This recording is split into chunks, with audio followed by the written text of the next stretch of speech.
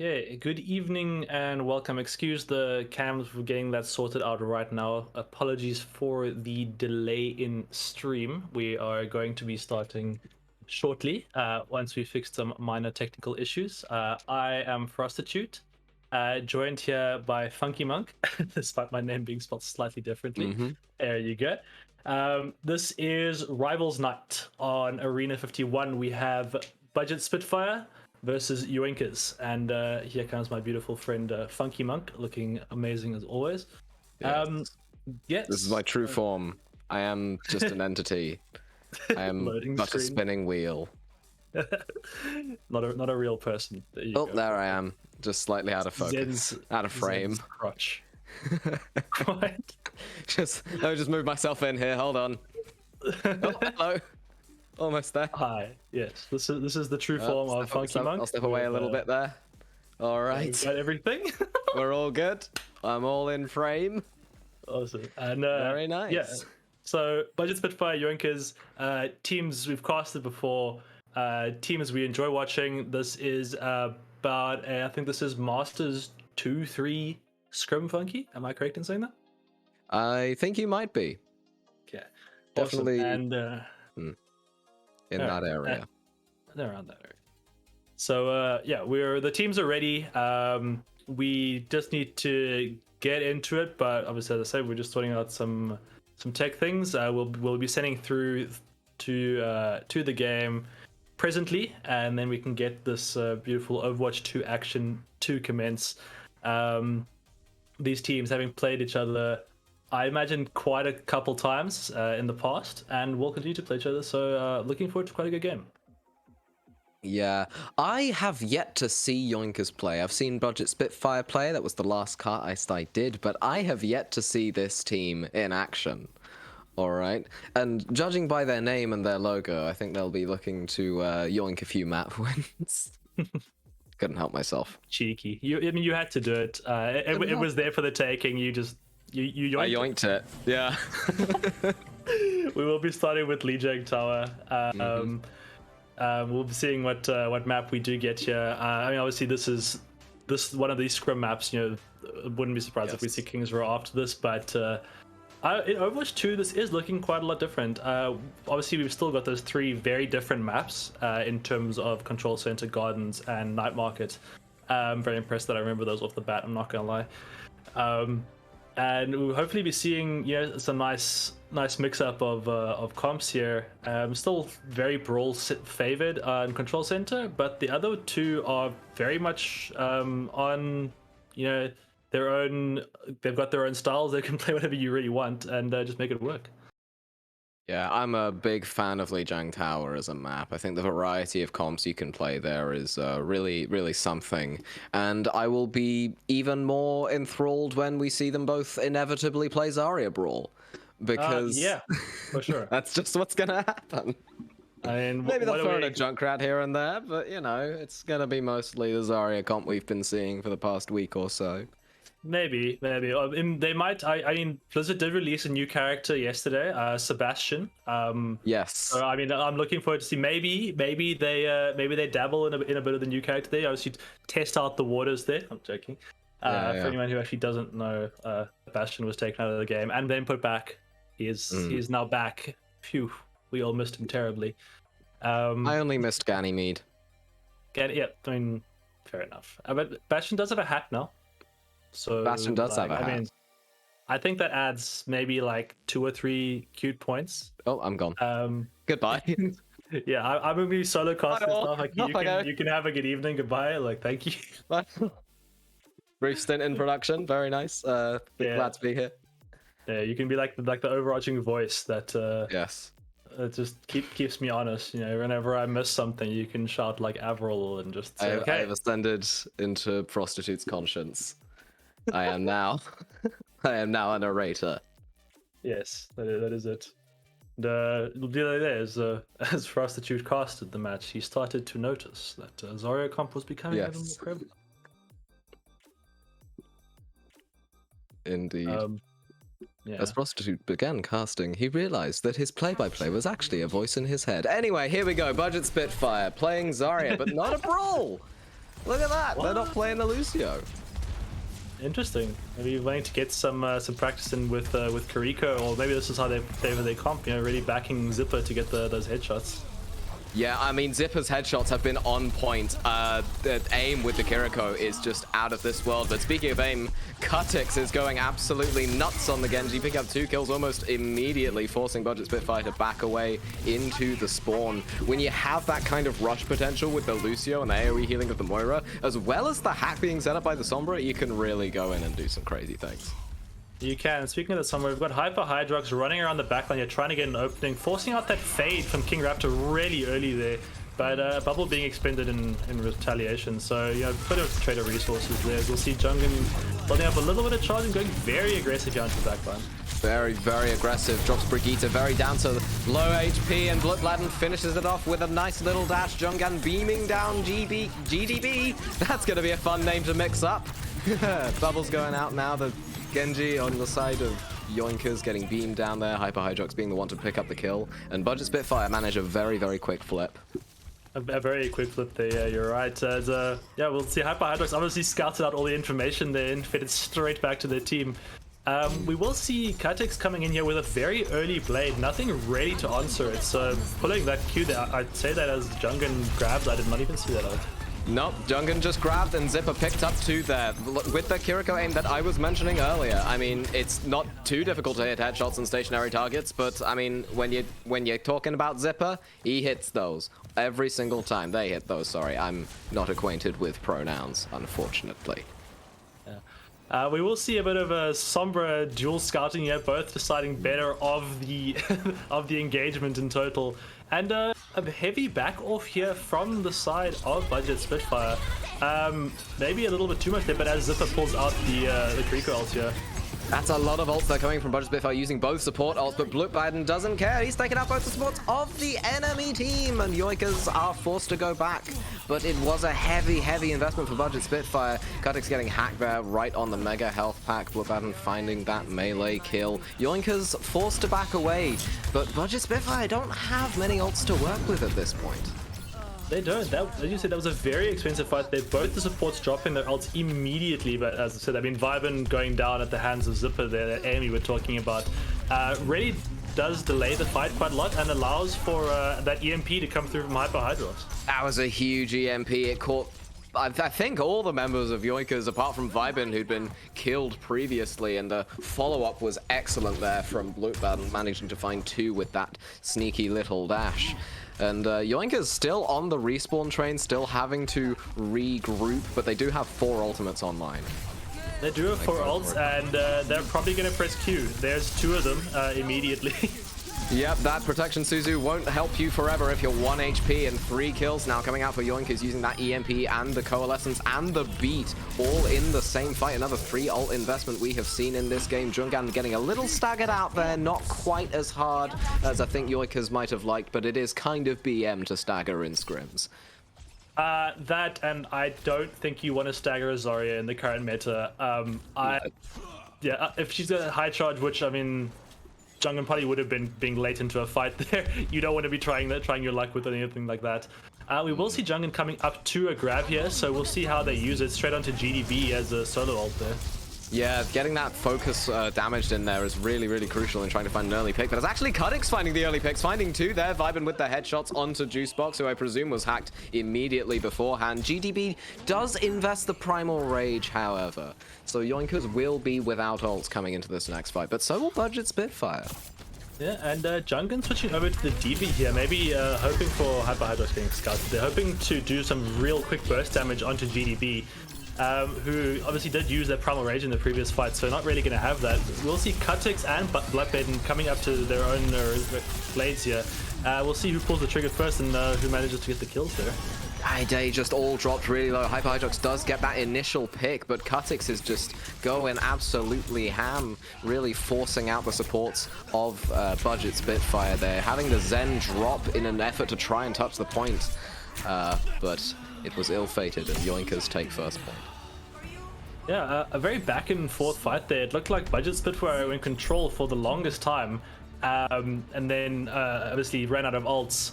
Maybe that big 3 ults investment fight catching up with them there. But then once that happened, it just didn't look like they got a fight again. Yoinkers just took full control there. And maybe you want to make the pun. Maybe I want to make the pun. Yoinked it. You're gonna be hearing a lot of these today. I'm both sorry and not at all sorry. I'm not sorry. Be honest. Yeah, we'll see that King Raptor looks to be sticking on this Moira. Obviously, quite a popular choice now in ranked, as Moira does have that survivability that a lot of supports seem to be lacking in this current meta. So it will be interesting to see how they make that work. You know, that personal safety, seeing if it does pay off with, you know, the team heals, the team utility that is kind of given up with that. Whereas we'll see a very aggressive comp coming through here from Budget Spitfire with that Lucio, that aforementioned Lucio that they chose not to run last time. This is the thing that both teams are going to be running there with that Pharah Mercy for Yoinkers. Going to be looking to put in some heavy hurt there onto Budget Spitfire. And split push here, Hyper Hydrox scouting, probably letting the team know where everyone is. And Budget Spitfire taking control of White Room as they'll all jostle for some position here in and around this point. Kutix taking out Zipper though off the bat. Not a good. It's a very early pick. Now you're without that protection, Suzu, and the Genji's gone in. He's trying to find a pick, but it does not happen. The hack coming through as well as numerous Pharah rockets. Speaking of Pharah, Kutix dropping very low without the help of their Mercy. However, Jungan forced to jump off of the map, gets hit by a rocket on the way down, so Pharah scoops up that kill credit and Yoinkers take first. Yoinkers take first, yeah, that Pharah already almost at a barrage, the closest ult there being 30% from Juicebox, who switched off the Lucio. Maybe just getting some roundabout heals there. Hyper Hydrox tried to go for an early engage there, but unfortunately Viben was there to check them immediately and they got deleted. Probably will wait for a reset there from the side of Budget Spitfire, but yeah, this Pharah just seems to be denying so much space, as we'll see Bloodbaden actually was switched over to the Soldier to take care of that. Yeah, one of those key things about being the Sombra in the Sombra v Sombra matchup is that if you can wait for their Sombra to go into your backline, you can just hold right click and wait for them to reveal themselves as that happening. Though Kutix with the barrage taking out Zipper. Jungan and Juicebox actually managing to take out 3. Juicebox picking up 2 there, both the Pharah and the Mercy, but it's only them and... Oh wait, no, it's the entirety of Budget Spitfire still alive. They managed to take points. My attention is just not here today. Well, I mean, no, you're actually 100% correctly. It was literally Juicebox and Jungan there the entire fight, and Hyper Hydrox came in to join that. Obviously, being picked off early meant they were the first person to return to the fight. And yeah, no, Jungan and Juicebox just straight up solo carried or duo carried that fight there. As we will see Kutix taking out Jungan, who was perhaps a little bit far forward there, and Hyper Hydrox once again putting Brigitte in a just not a fun position. Yeah, those hacks into that Mercy is just makes them a sitting duck, frankly. Bloodbaden getting a lot of kills there. Well, I say a lot of kills. He got 2. Helped the Sombra helped him out there for that second one on the Mercy. Got the finishing blow and all that. But it looks like Yoinkers are now going to be engaging. They used the EMP very early. They managed to get 3 picks off of it, which is pretty good by all things considered. Jungan and Bloodbaden both being hacked out there. Jungan being demeched, of course, and Bloodbaden being the only one left alive. Quite probably retreating, as Yoinkers will look to reflick the point on their attack here. Hyper Hydrox doing a good job to stall there as Bloodbaden is sent off the map by Kutix, not wanting to deal with the Soldier there. And all things considered, that was 59% from Budget Spitfire after having not used a single ult this entire round. They're sitting on 5. Or almost 5, should I say. While we will see 4 in response from Yoinkers, so it will be probably a matter of who presses Q first. I'm looking at Hyper Hydrox here to land this EMP. I'm not really sure what they're going to combo with it. Is the key kind of factor here is cutting something for a barrage. I mean, they can EMP Visor. I mean, they go for the barrage. Unfortunately, Kutix being taken out there only manages to find Zipper. The Ana going onto the point alone. That's a recipe for disaster. Jungan picking up the kill there. Viben dropping very low. Has to translocate out the Winston jumping in onto the Diva. I'm not sure how you expected that to go. Sorry. GBD jumping in there onto Jungan's Diva. My apologies. Budget Spitfire managing to flip that point well into the 90s. Yeah, well into the 90s there, and only one ult used, just the Zen ult there, as Juicebox was solo barraged. And we'll see now these 5 ults from Budget Spitfire start to look very, very tasty when they're up at 80% there. The Nano Barrage used to no effect, and there's another EMP onto the backline. Yeah, but there's a 3-man EMP there coming out from Hyper Hydrox's Sombra. Manages to result in the death of Cutix. King Raptor and Brigitte, who was forced to use the Valkyrie, has to res them up there. GBD there, finding that melee kill onto the Baby Diva of Jungan, and frankly zapping Hyper Hydrox to death. 5% now, ticking over 4-3. Will they be able to touch in time? The Lucio gets knocked away, and second point goes once again to Yoinkers.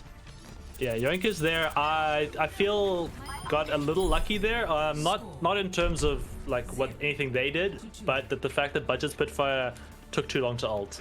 Budget Spitfire were holding on to 4 ults there, and all they needed to do was press Q, but it just looked like they weren't quite willing to like take that 2 or 3 man EMP. They were looking for the members of Yoinkers maybe to group up a little bit more, maybe, or maybe they were just trying to still discussing the fight plan possible. Yoinkers coming in at the slightly higher SR, so maybe used to a slightly faster pace than Budget Spitfire, but obviously this is still first map. We can't make too many conclusions just yet. We'll see how it goes on.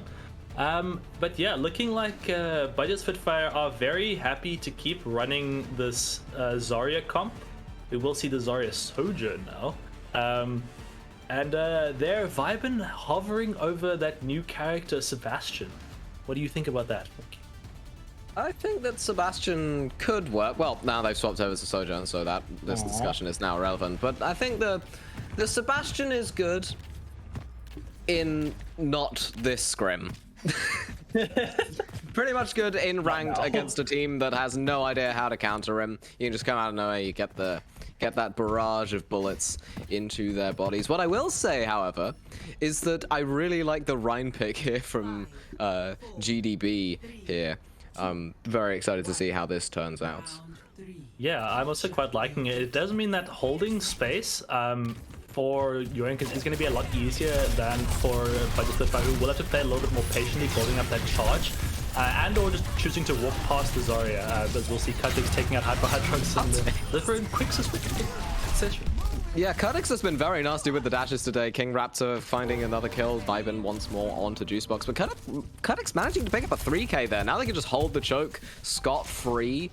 Somebody will have to cap point, and they will be doing that just now. Hyper Hydrox going for a little bit of an early scout there, trying to figure out where they're holding.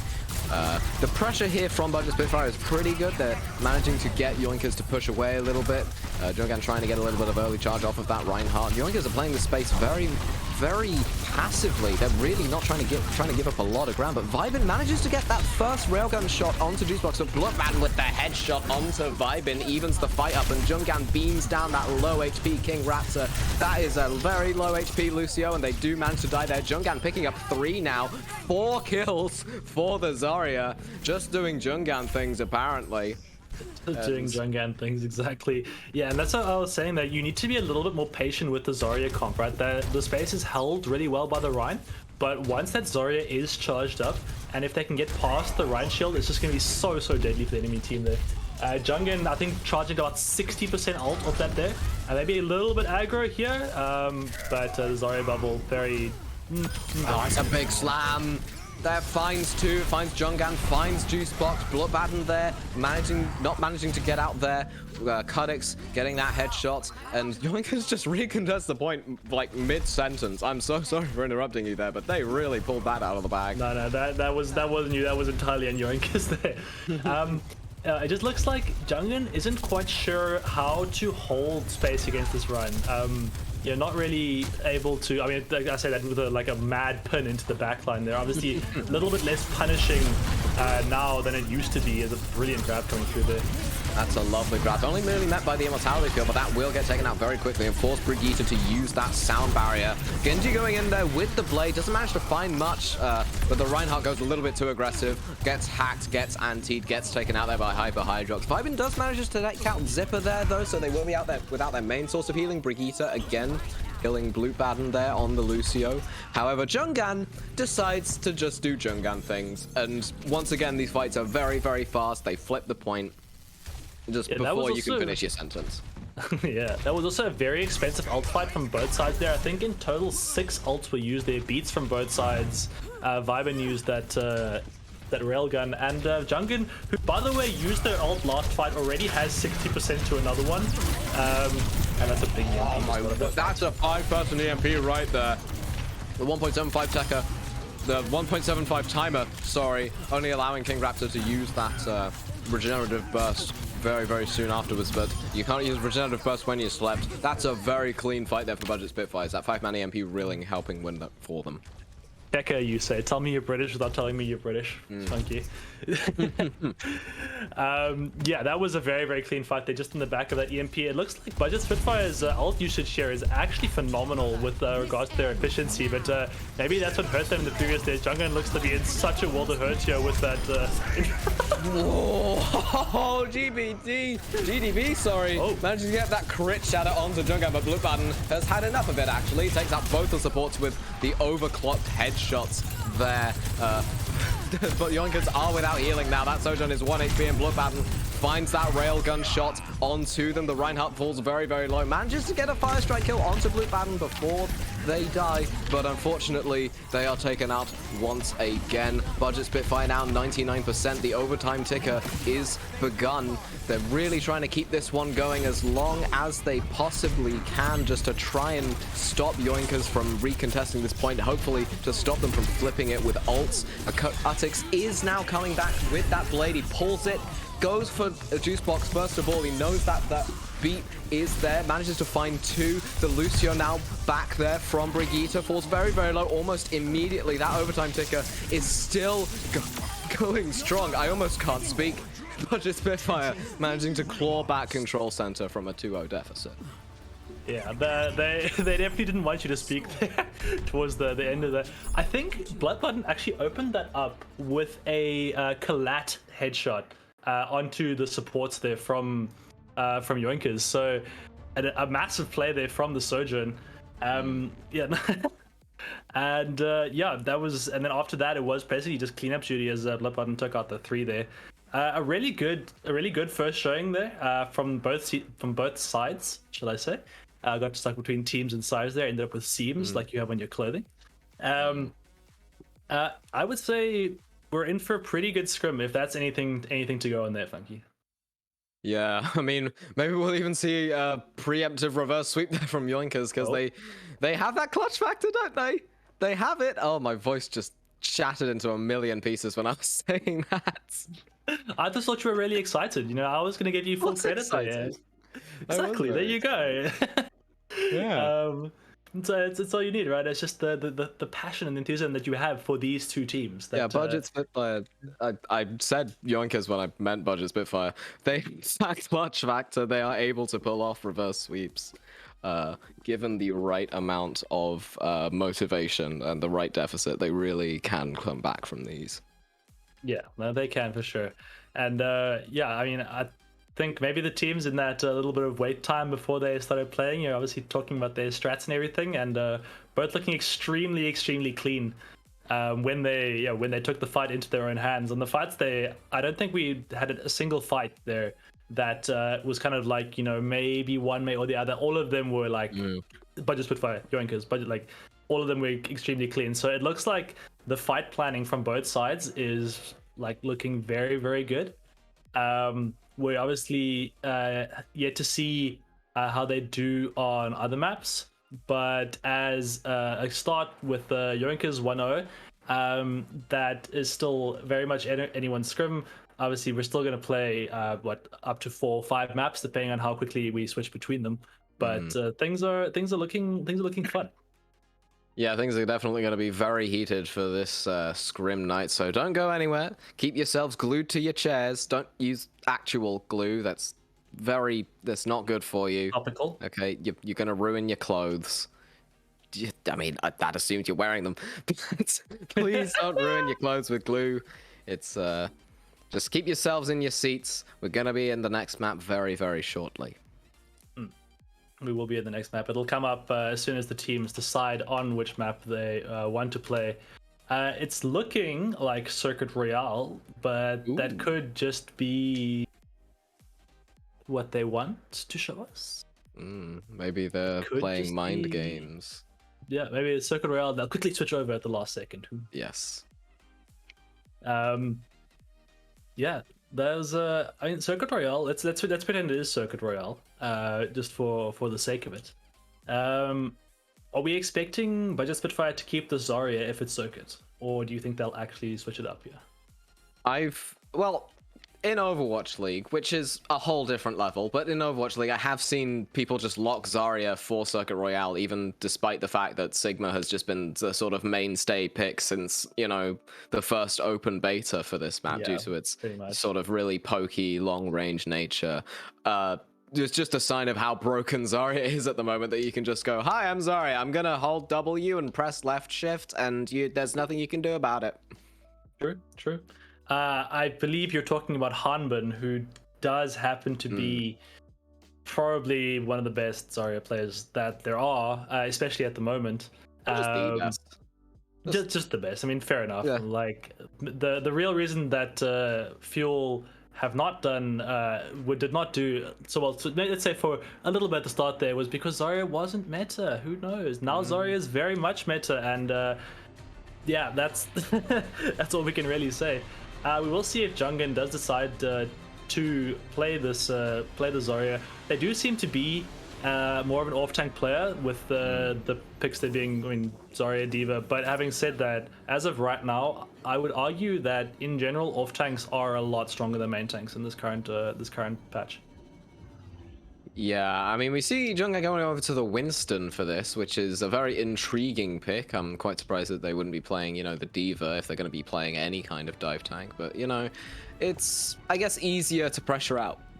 Quite possibly an offensive Widow from Yoinkers, which they do seem to be angling for. What I am interested in is the Symmetra pick.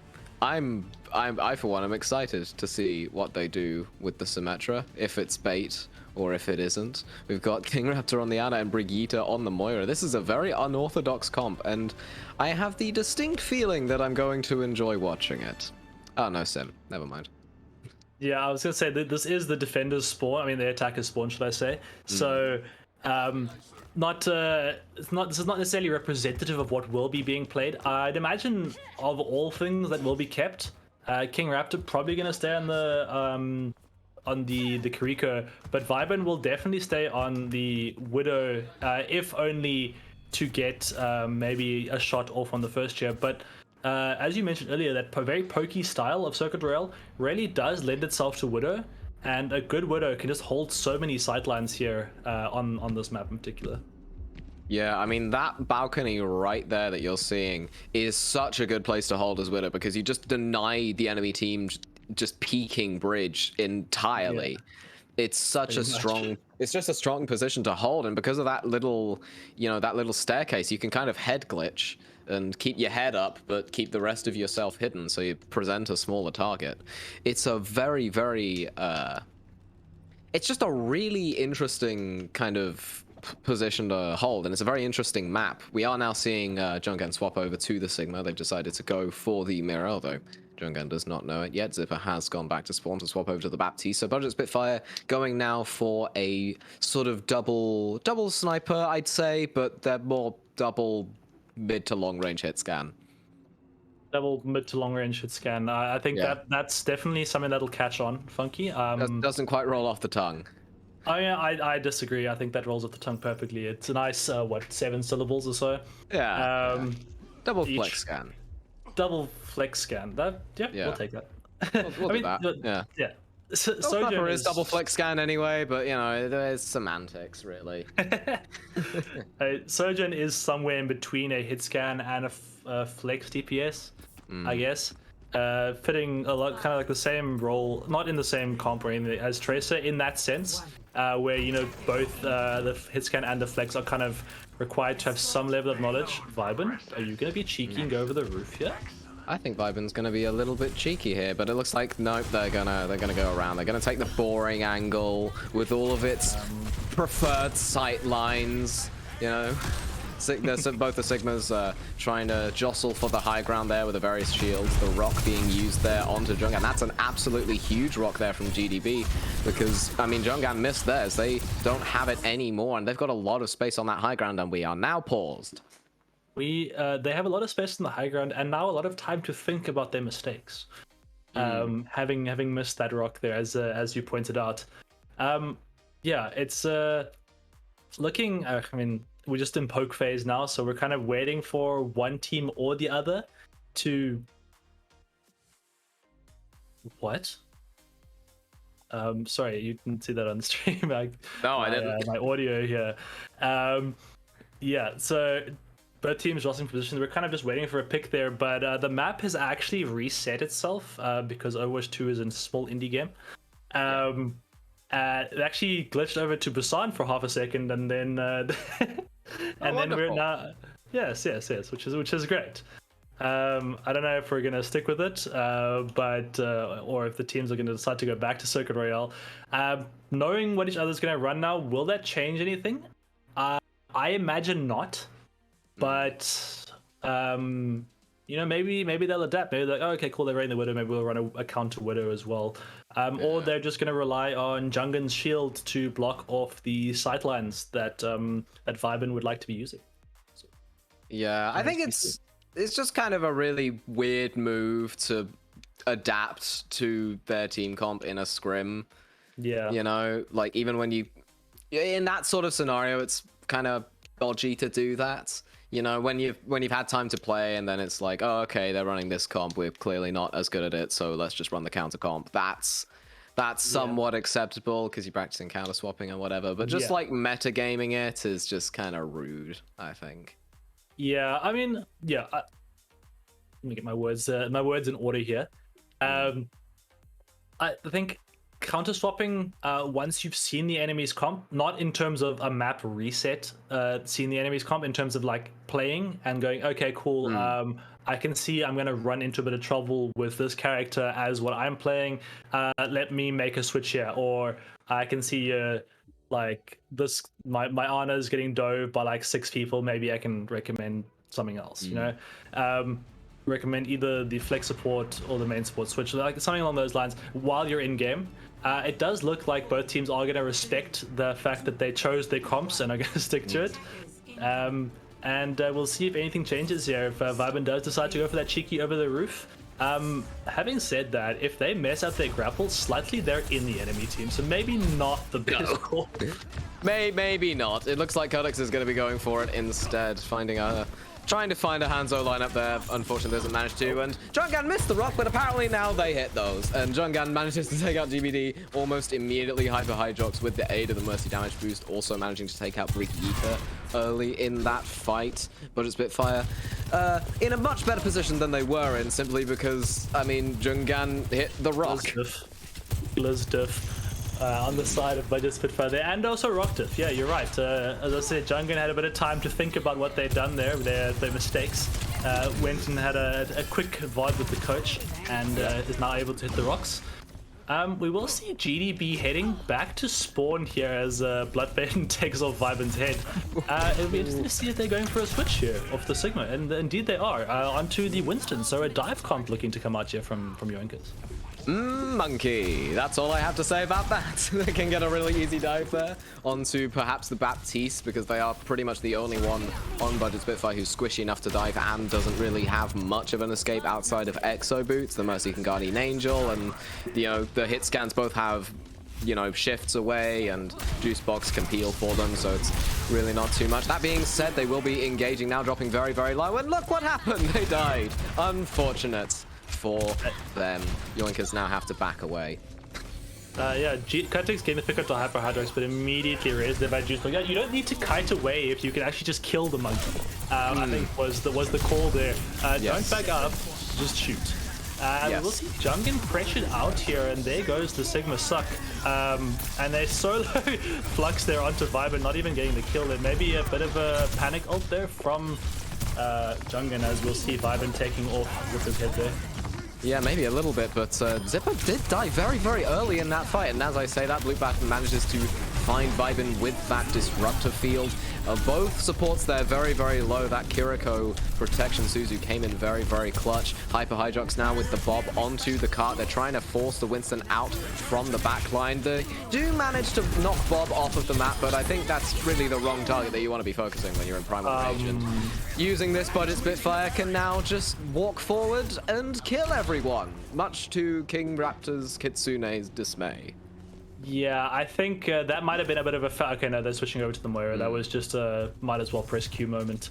I was gonna say that might have been a bit of a fat finger there from King Raptor. Maybe it was, and maybe they just switched to make it. No, they've switched over to a brawl comp now. I am 100% wrong here, as we will see an early window coming out there from Zipper, but very quickly kited. Yeah, very, very quickly kited. In fact, I'm not the biggest fan of that window at all. The Reinhardt's gone well into the backline, but Bloodbatten does not care. They managed to Widow diff Cuttix, and Bloodbatten managed to take out GDB there. GBD, I keep mispronouncing it. I'm so sorry. Budget Spitfire now getting so many picks. It's completely unrealistic for Yoinkers to, I mean, even push off of that with all of those picks. Words. Yeah, I think Jungan actually got a really good ult there into the entire team of Yoinkers, meaning that GDB had little to no support. As we'll see Cuttix jumping into the backline here, not really getting anything done just yet, but creating a lot of space actually, allowing their teams to go through. And we'll see a pin onto Jungan to start those off there. Unfortunate about that lamp though, but Cuttix does not care, managing to get those headshots onto Hyper Hydrox and onto Zipper on the Baptiste. Cuttix really doing a lot now. They've swapped over the Genji, 94% of blade. Will we be seeing it this fight? Probably not, but it'd be really stylish if you did. GBD. No, GDB. Why am I so in my own head about this? GDB managing to get 2 kills there. Brigitte with that final boot onto Juicebox's Mercy. If they do want to recontest, they will be down several people. Vibin now going for a 1-clip onto Hyper Hydrox. That was beautifully coordinated. Had the tank there as well, which isn't really something you normally see with a diving Reinhardt following up. Vibin getting very, very low there, getting taken out there by Zipper, and they're just superior mechanical aim. And Yoinkers managing to cap the point in the background. Yeah, I think you psyched yourself out about GDB's name even before the stream started. You 100% did that. Maybe tell you what, ignore the consonants and just say E. E. Speaking of E, here's the blade! Cuttix finding 2 and the form of Bloodbatten, and oh no, it's just a crime scene at this point. The villain of all the slasher movies, the Genji, finally taken out there by the stunning protagonist of Hyper Hydrox with the headshot, but I mean, they're not alive to tell the tale. Yoinkers almost pushed well into their spawn and didn't even get the payload halfway to second point. Cuttix will be coming back from spawn now, but Yoinkers have ults and they have people on the point. So it'll be really interesting to see what this next fight entails. It is, and here it starts. So we'll see probably a shatter coming. There you go, straight through from GDB. as I was saying, Bob wouldn't be the only one really alive to contest, and they'll probably just wall him off there. Oh dear, poor Bob, condemned to shoot a shield for the rest of his mortal existence. That's how we felt playing Overwatch 1. Hey! GDB going in for such a ballsy pin. Managing to find Jungan super duper early. I mean, Vibin's going for, I think, a little bit of a cheeky stick here. Tosses it in, doesn't manage to find anything. Juicebox does fly away, does drop to half HP, but Zipper in the background does manage to take out Cuttix, and oh no, they've been glocked. The support's in the kill feed, yeah. You love-hate to see it? I don't really know how I feel about all of this just quite yet. You love to see it. Yes. Whenever I see a Mercy get a kill, I get incredibly happy. Unless they should have been healing me, but then they probably shouldn't have been regardless. I was probably feeding. So we will see here a nice long sightline being used from Budget Spitfire, but Jungan in the front line obviously tanking a lot of the damage from that Ryan there, and we'll see Cuttix taking out Zipper in that stronghold, unfortunately getting picked off straight away.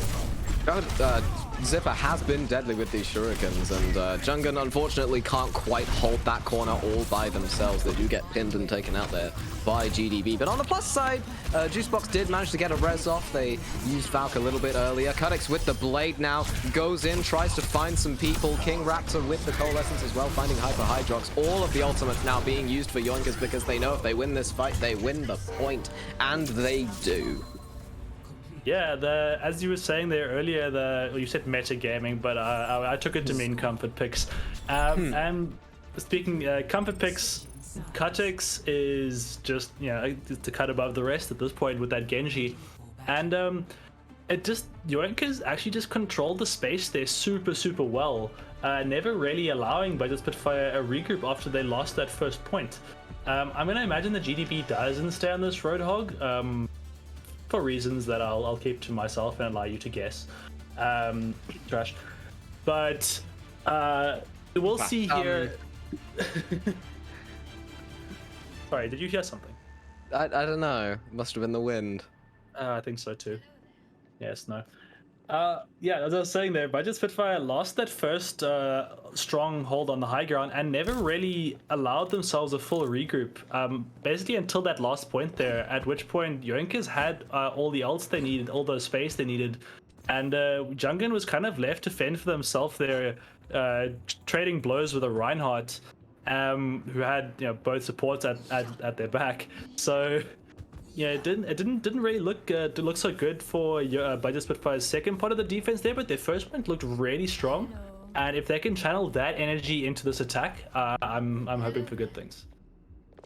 Yeah, I think the Winston Pharah Sombra is definitely a good antidote. Well, maybe it's a good antidote to all the spam that Yoinkers are currently offering up. Of course, that Pharah is going to be very vulnerable to Vibin's deadly aim on the Widowmaker. If Vibin can click heads, then that Pharah is just not going to be having a good time. But if Blue Button is forced to swap over to Genji, is that really a loss for Budget Spitfire?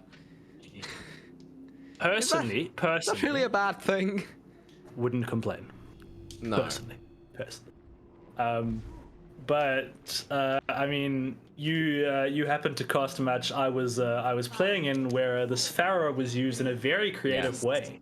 So we'll be seeing if Blue Button decides to take shades of that. And it does look like it's really going. Yep, there they Blue go. Button does seem to be going for the carpet bomb. Unfortunately, Yoinkers have scouted it. They won't be managing to get over that rooftop without significant amounts of poke from Kutix and Vibin. They have hurt them. The Pharah, the Mercy boosted Ashe really putting a lot of pressure onto Blue Baden there, as well as the Widow holding that main sight line. If they know where the Widow is, which they do actually, Hyper Hydrox doing a very good job of distracting the Widow so that the Pharah could reign free. Very good team play from there. Unfortunately taken down, cut down if you will, by Kutix. And Yoinkers getting a lot of picks here. That headshot onto Jungan does not help Budget Spitfire's case at all. They will really need to use some serious tactics in order to win this fight, which I don't imagine they have much plans to do. No, I think that'll be a bit of a tactical reset there. And they kind of are all in on this Pharah. Kind of shades of the Overwatch 1 ball comp, right? Where your entire job is just to distract the enemy so that the Pharah can do work. And that kind of looks like what Hyper Hydrox and Jungan are doing here, as we'll see they're taking out the Mercy immediately. That anti as well from Zipper was absolutely crucial in securing those picks. Hyper Hydrox cleaning those up very nicely on the Sombra. Vibin now finding themselves on the wrong end of Blue Baden's rockets. GDB hacked out now. Gets farmed a little bit there by Hyper Hydrox with the aid of the Mercy damage boost, and Budget Spitfire can afford to take a lot of space now. Is there really a right side of a rocket to be on?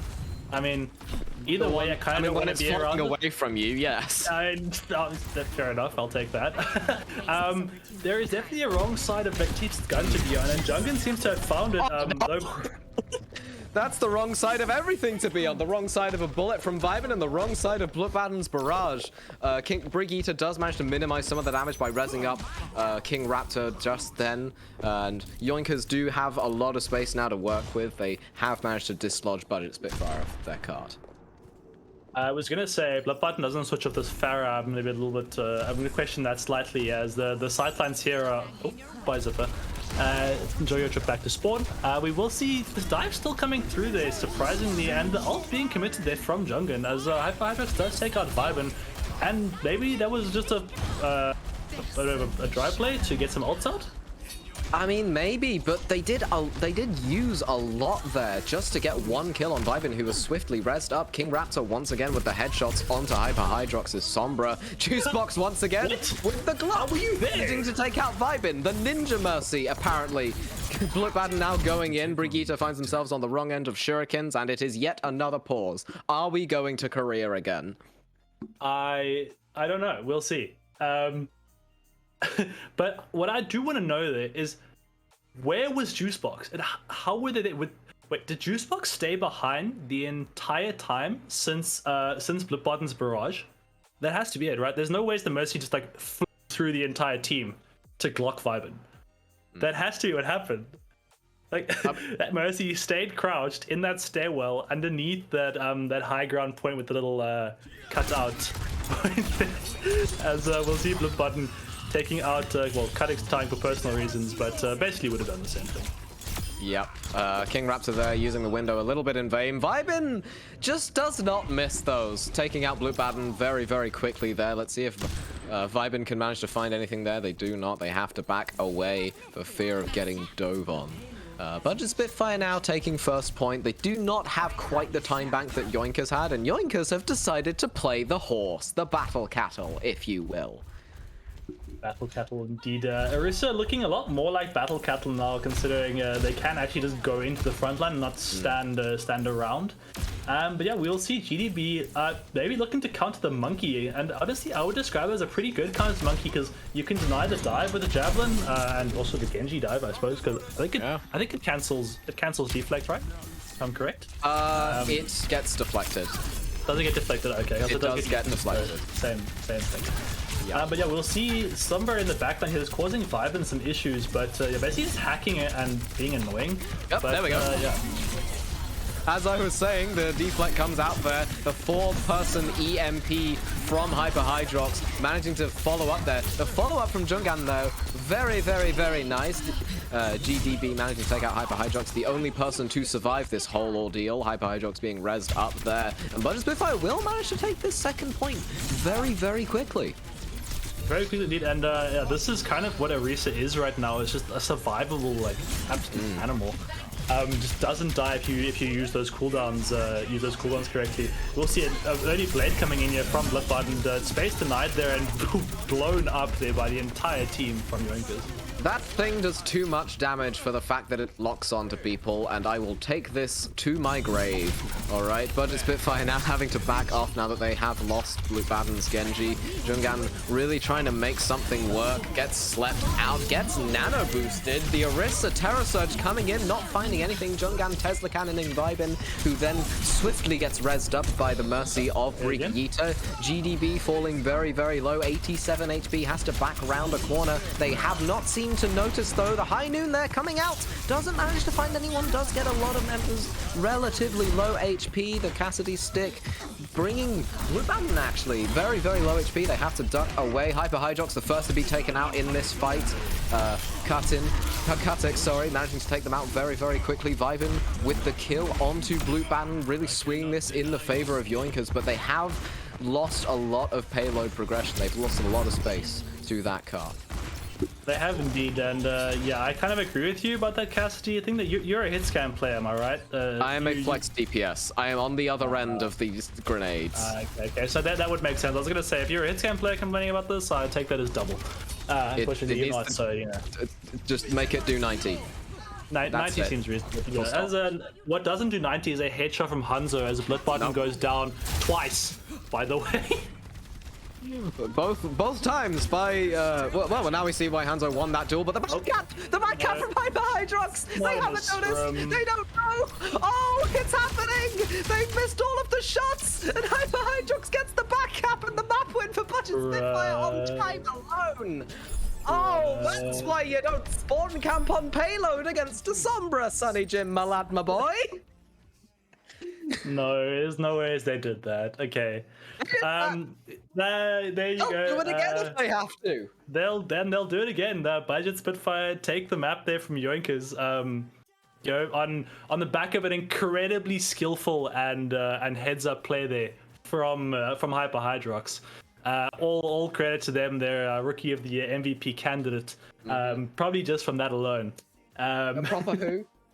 Proper who? Who's Proper that? who? I don't. Who's that guy? I never heard of him. System player the whole time. He was a system player the whole time. Hyperhydrox is the true talent of the Overwatch League. I mean the Arena 51. Arena 51 League. Yeah. Exactly. It's totally a thing that exists.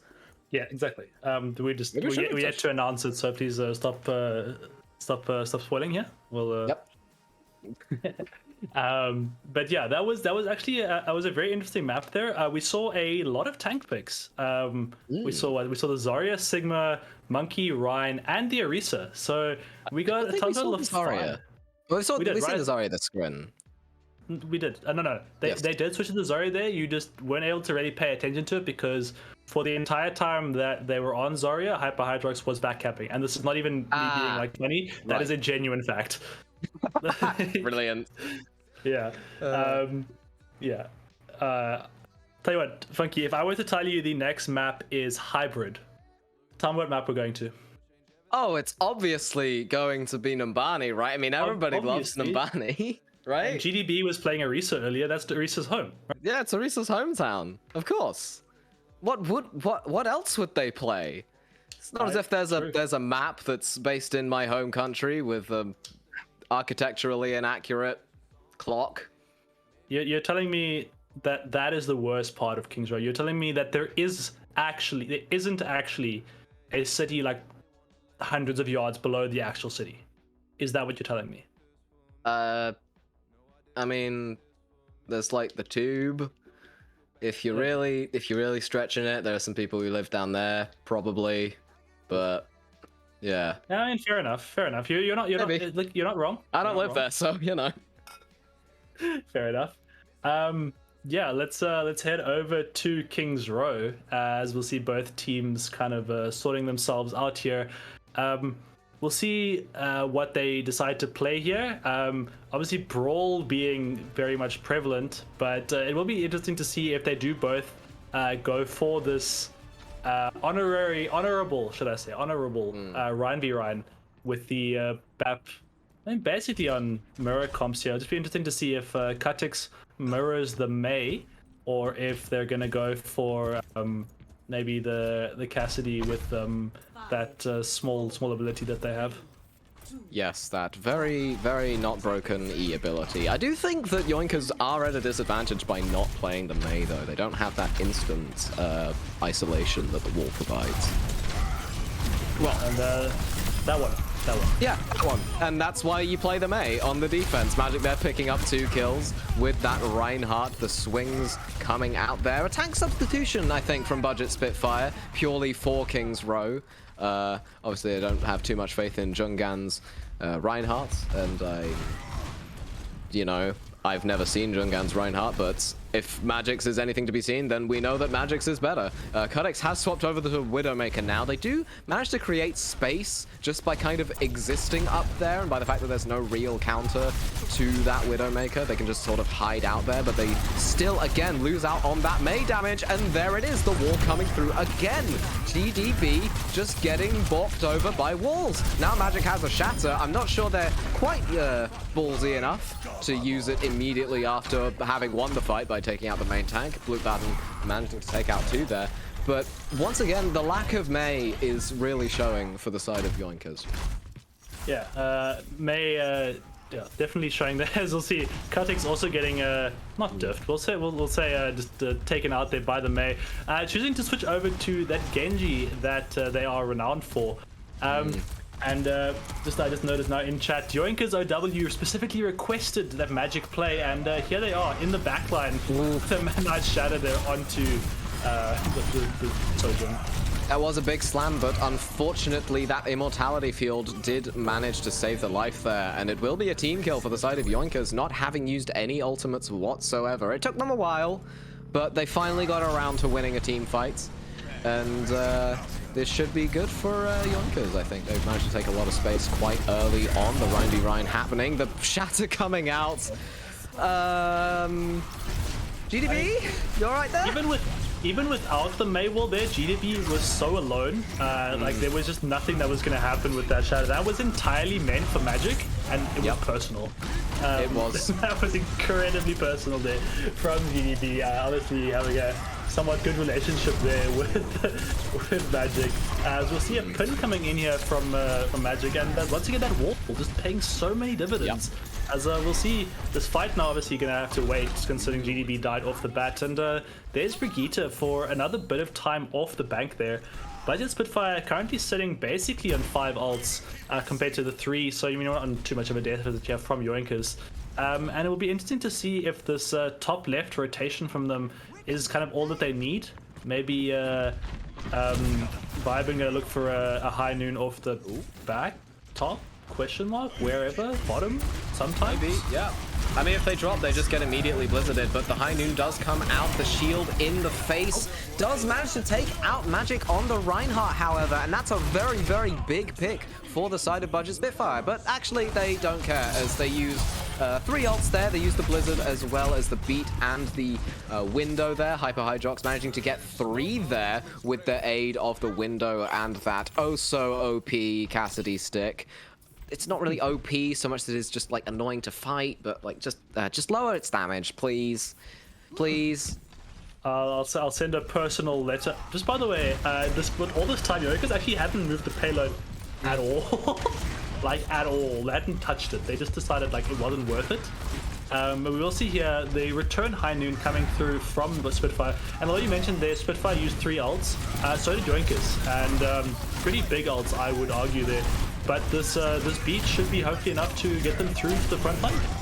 Yep. Oh, but that slam coming in there manages to find the GDB and does not manage to take them out quite so fast. But Cutix actually managed to take out Zipper there, GDB with the pin onto Magic.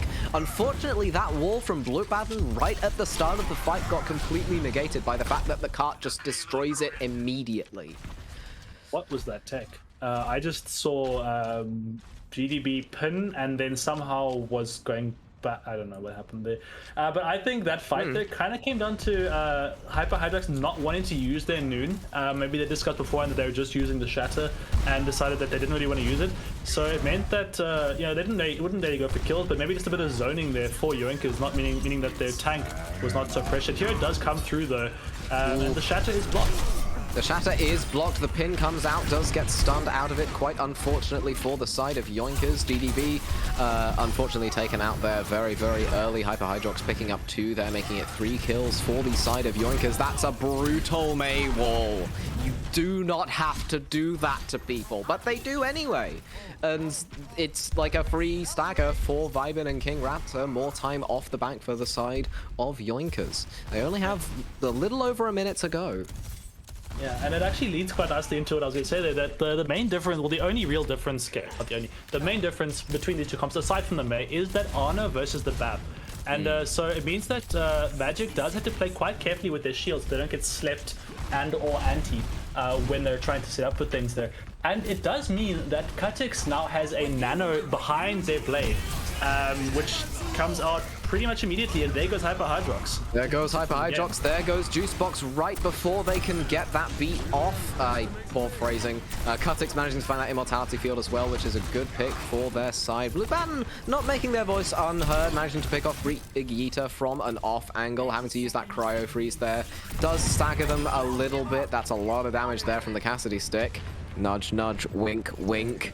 And Yoinkers managed to cap. Does Cassidy's E ability do quite a bit of damage? I'm not quite sure. Like, I'm judging from what you've been saying. I'm not quite sure that you're a little bit upset. Maybe getting a little bit of undertones. Maybe of that. Is that about correct? It does 131 damage. All you need to do is look in the general direction. 31. That was on the 30 lower tournament. Yeah, well, the wall there. The damage is 1. Okay. Fair enough. Yeah, there goes the Mei ult I was just about to say there.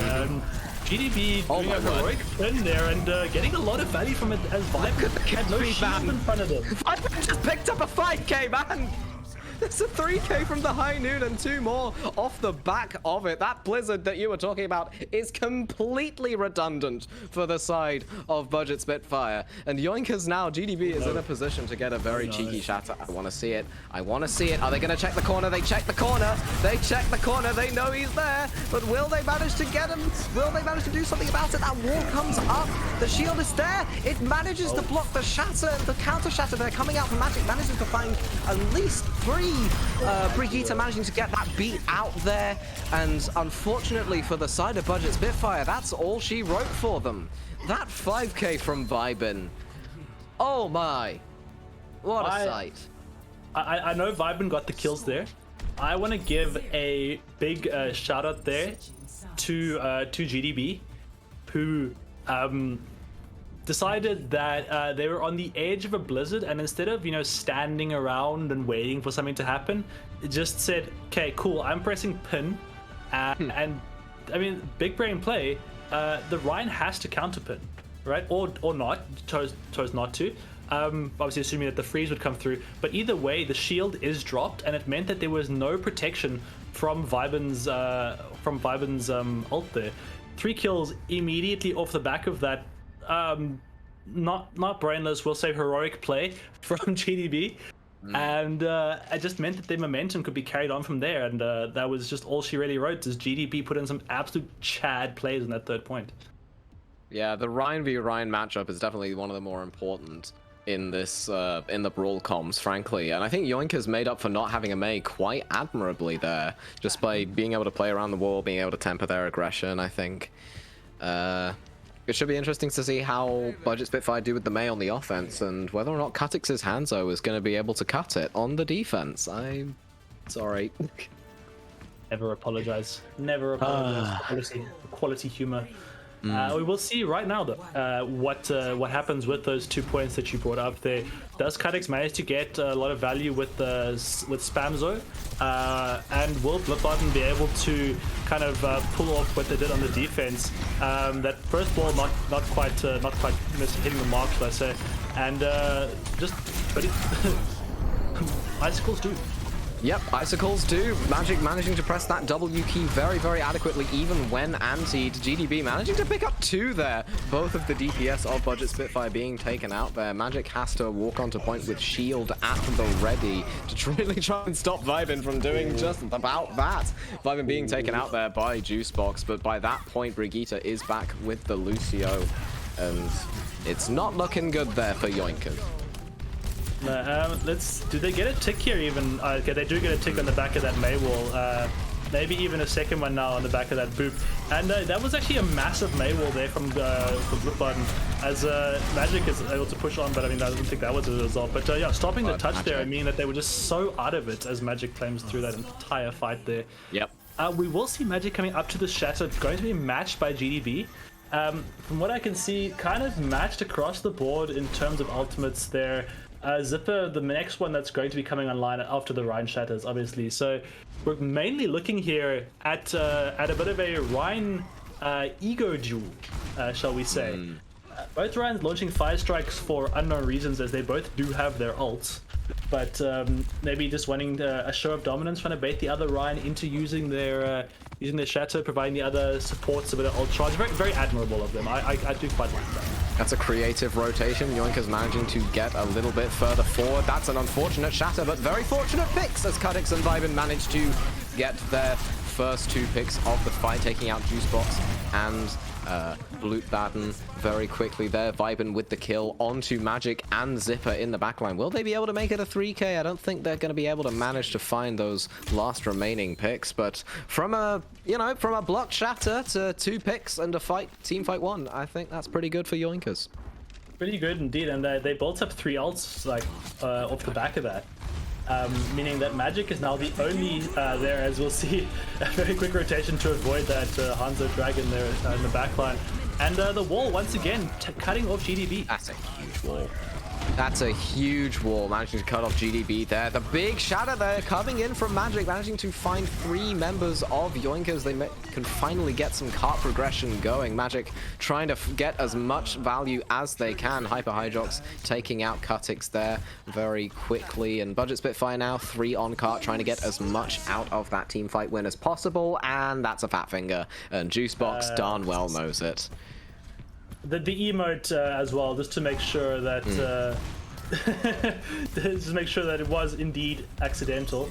Yes. Yeah, let's call it BM. Let's call it BM. That's what it was. Yeah, totally. Budget Spitfire now holding very, very far forward. They did use that Cassidy Deadeye to make some space. Bloodman managing to block the shadow with their Ice Cube. Very, very well done there. The Blizzard now coming in, managing to make a lot of space for Budget Spitfire. Now they have just a little bit of time there made by Vibin. Managing to take out 2. Hello, Vibin. Yeah, Check Vibin. them PC. Check them PC and game. Yep. Yeah, Vibin was literally just Vibin in the backline there. Took out most of Zipper's health with that very balanced ability you were talking about there. Yep. Zipper, speaking of which, is going to be the only ult in the lobby at this point in time.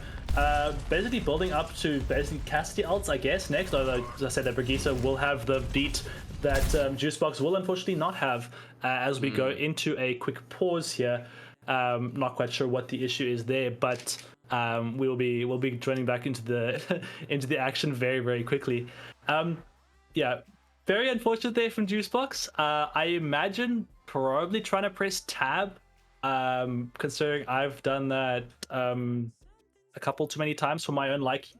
And the game has resumed here. We will see this window coming out very, very soon, I'd imagine, as soon as maybe GDB pushes forward. Yeah, that's a lot of space Zipper can make just by pressing the Q button, but there's even more space that you can make by walling off the Reinhardt, and that's exactly what they do. Both support ults from the side of Brigitte and Zipper coming out there. The nano boost online for King Raptor. That's a huge shot. That's 4 people all the way down like bowling pins. And we all know what happened. No, I'm not making that joke. Team kill there for Yoinkers as Budget Spitfire are reprimanded back to spawn. Reprimanded indeed, and GDB just straight up pushed through a window just because they could. I don't know why they didn't they just put as much damage to them. Maybe they did, and probably a mistake, you know, or a little lack of thing here. As we'll see another Chad play from GDB, loving this 3rd point apparently from Reinhardt's perspective. Oh yeah, this 3rd point is fantastic. GDB managing to pick up 3 there. Vibin as well with the Deadeye. Is that another team kill? Was that another team kill? Yes, it was. Athena was not lying. That was a pentuple kill there from Yoinkers. Wonderful. And it looks like Magic is just a little bit scared of GDB, or GDB is actually just taking this matter into their own hands. You know, just saying, okay, cool. Like, you want to play regular? No. There comes the Nano Blade, manages to find... Oh no, it doesn't find anything, unfortunately. Only manages to find Hyper Hydrox right at the end, but gets shattered out of it. Hyper Hydrox with the 2 from that Deadeye there.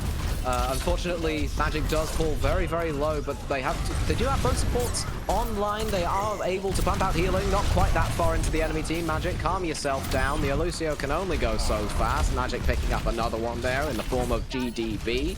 And just content with that, backing off a little bit to allow themselves to sort of recuperate, allow their teammates to get back. That's a huge anti, but unfortunately there's not many on Yoinkers who are able to follow up on that. Speaking of Yoinkers, they've managed to go over to the Widowmaker. I think they're trying to make a flatter play here. It does look like it, yeah. There's Cutix, another massive anti there, and Juicebox really not choosing to use that. There you go, right at the end there. Too late for Zipper, but I mean, Zipper probably would have died through that regardless. Very kind of GDB, that earlier fight there. Magic overextending, and the GDB deciding, you know what, I'm gonna match you. It's a good wall from Bloodbath, managing to force the Widowmaker onto point. That's not where you want to be standing, but it doesn't really matter because they don't seem to be punished for it until Juicebox manages to get there just in time. Vibin once again on the Cassidy. They do not miss, unfortunately, for the side of Budget Spitfire, turning what would have been a 1 fight had they just managed to not die to Vibin's various... I mean, he didn't even need the brokenly overpowered stick. that I'm exaggerating, but that was largely what killed Juicebox there. You didn't see it in the kill feed because it wasn't the final blow. Just speaking of arbitrary things here, we see Cutix on this Torbjorn looking to make maybe Juicebox's life incredibly difficult, or just forcing them to deal with the turret, I suppose. We'll see Vibe in here coming with this High Noon. Probably gonna end up getting Blood Button as left there by their team. Unfortunately, not where you really want to be standing. Oh no, that's just BM. They're going to be able to do a touch spawn doors challenge, and they've already won because they have just less of a time bank remaining on the side of Budget Spitfire. This is a disaster for what would otherwise be a very brawl-centered team. Yoinkers with the aid of Vibin's just clutch Cassidy. Probably going to be able to continue to hold this point. I don't really see Budget Spitfire having it in unless Magic can pull off some magic with this Earth Shatter. And there it comes! Finds two! The beat, though, from Brigitte, only just managing to keep people alive. The Nano there coming out onto GDB. The point needs to be contested. You are very, very right, Frost. And GDB goes in there, manages to find both supports. Hyper Hydrox has decided that they've had enough of this world. Magic only just managed to take out Vibin at the end, and Blutbaden almost gets hammered there, but King Raptor is having enough of their shenanigans. And Yoinkers taking King's Row. Yeah, Yoinkers taking King's Row, as we'll see Hyper Hydrox there with a bit of a, not a celebratory, consolation High Noon from the spawn there. And that was a very, very interesting map there. GDB just deciding that W was the one and only key, bound the Rhine pin to S key, and basically said, I am the fight. I will be here permanently in your backline, in your face, all the time. And if you're not going to deal with me, I'm going to deal with you. So that was pretty much how they ended up going. And it worked out incredibly well there. Vibin, as was mentioned in the game, they're probably going to end up putting that game in in their Overwatch montage for any future team requests, or what is it, team trials, shall I say? Yeah. Look at this one game I did on King's Row. Yeah, they get the caster reaction as well. They get me telling you to shut up about the Blizzard. And look at the kill feeds. Yeah, okay, I'm gonna let that Blizzard finish, but I won't. Yeah, no, that was a very good showing there from both sides there. Yoinkers just I think out-aggressed Budget Spitfire. I don't think there's really much more to it than that. I mean, aside from some very clutch individual mechanical plays there from Vibin. I mean, Hyper Hydrox had a couple good plays as well there, both with that Cassidy that, obviously in the Rhine v Rhine, as of right now, incredibly strong, able to punish the Lucio. As you said, they're looking in their general direction and pressing E. Yes. But it's okay. We'll let them get away with it just this once. As we see maybe what the next map is. I'm trying to think what we have left here. We've done Control, we have done Hybrid, we've done Escort. We only really have Push left. Yeah, and so